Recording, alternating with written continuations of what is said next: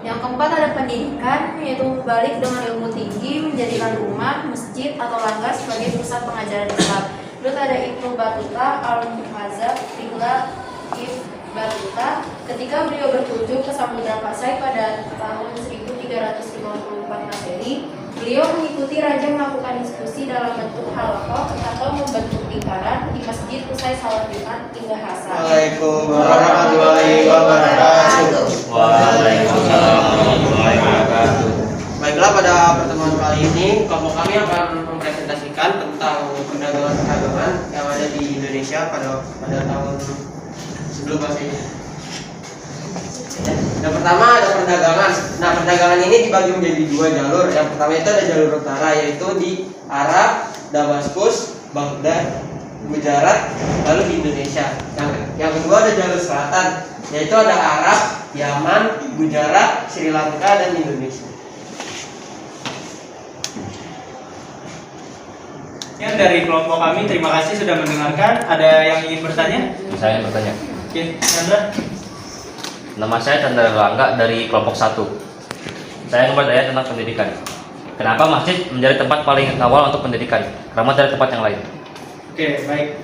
Pertanyaan yang bagus, Chandra. Oke, pertanyaannya akan dijawab oleh Desi.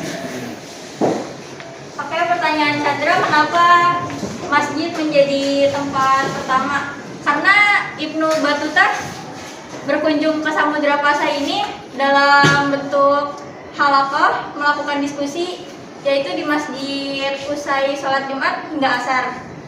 Selain tempat ibadah, masjid juga bisa untuk menuntut ilmu sesuai ajaran Rasulullah. Sekian. Oke, Chandra, apakah puas dengan jawabannya? Ya, saya sudah puas. Oke, sekian dari kami. Jika tidak ada yang ingin bertanya lagi, Assalamualaikum warahmatullahi wabarakatuh. Waalaikumsalam warahmatullahi wabarakatuh. Kesultanan Sambas, Kesultanan Kutai Kartanegara, Kesultanan Berau, Kesultanan Sambaliung, Kesultanan Ginung Tabur, Kesultanan Pontianak, dan Kesultanan Kidung dan Bulungan. Lalu kedua, di daerah Papua. Di daerah Papua itu kita ada Kerajaan Waigeo, Kerajaan Misol, Kerajaan Salawati, Kerajaan Sailorov, Kerajaan Fatagara. Dan di Nusa Tenggara ada Kerajaan Bima dan Kerajaan Selaparang di Lombok.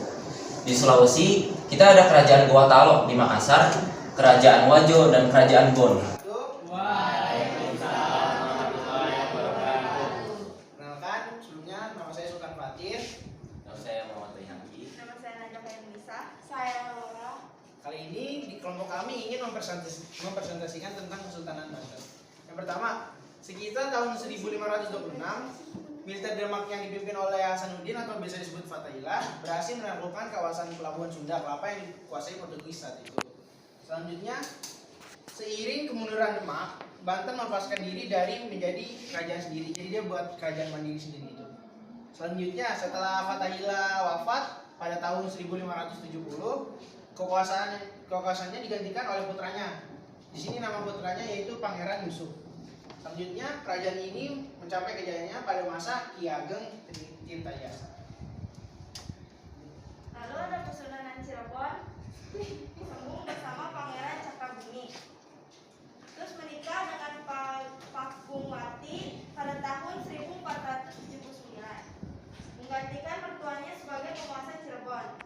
Terus mendirikan keraton Pakungwati di sebelah timur keraton Sultan Kesepuhan. Terus dikenal dengan Susuhunan Jati atau Sunan Gunung Jati. Mendapat julukan Pandita Ratu sejak menjadi penyabar Islam di Tatar Sunda. Jadi sekarang ada sesi pertanyaan. Saya membuka dua sesi pertanyaan. Ada yang mau bertanya? Boleh. Siapa? Perkenalkan, nama saya Rizky Putri Handayani dari kelompok 1. Saya ingin bertanya, kenapa Kesultanan Banten melepaskan diri dan menjadi kerajaan yang mandiri semenjak kemundurnya Kerajaan Demak? Terima kasih. Ada lagi yang bertanya? Tidak. Oke, kali ini pertanyaannya akan dijawab oleh tutor kami, Muhammad Bayhaqi.